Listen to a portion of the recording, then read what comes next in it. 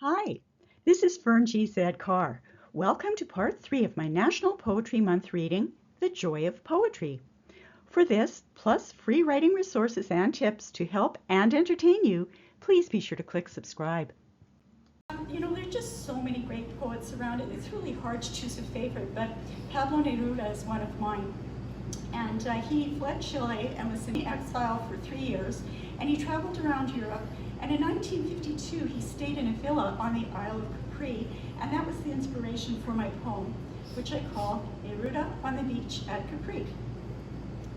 A trembling sun drips beads of molten gold onto disc-shaped pebbles, washed smooth by the surf that ebbs and flows with the sensual rhythms of lovemaking.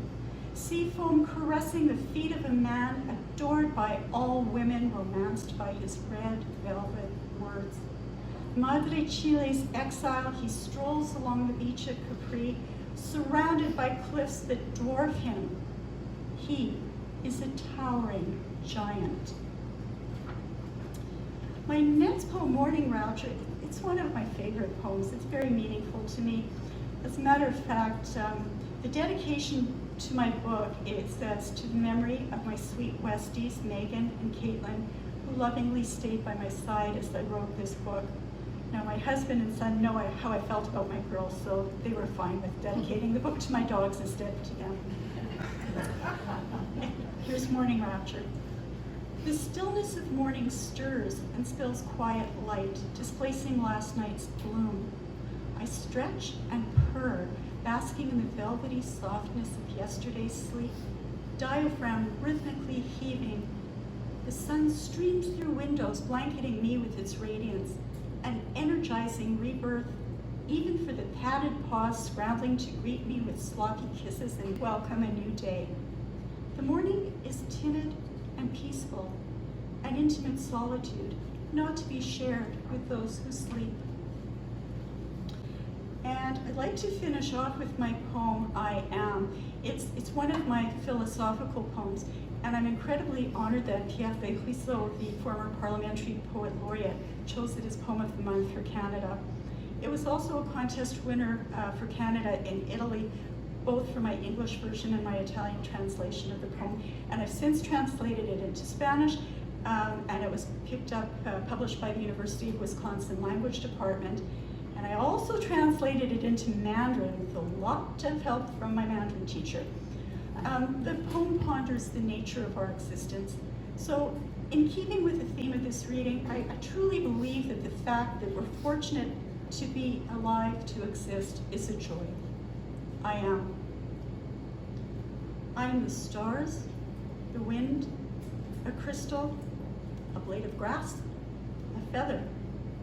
I'm entropy, a random assortment of oxygen, carbon, hydrogen, nitrogen, and trace elements in a body that happens to exist at this point in time.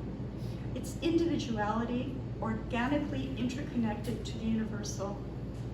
I am a body that possesses limited cognition, an integral but trivial speck of infinity. I am a part of the universe. I am the universe.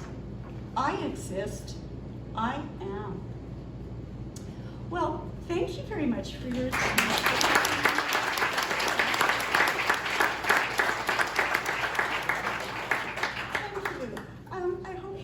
Poetry. As Michelle mentioned, if you want to find out more about my craft, you can just look up Fern G. Carr on my website. My Wikipedia article is also under my name. The YouTube channel with all these writing resources too is also under Fern G. Carr. So the resources and subscription are free. You just have to press the little red subscribe button.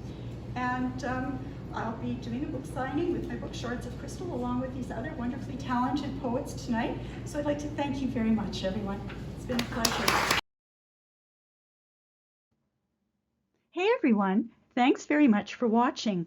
For more free writing resources to help and entertain you, please be sure to click subscribe. My poetry book, Shards of Crystal, is available worldwide at retail bookstores and libraries through Ingram Spark iPage distribution and also from Amazon and Silver Bow Publishing.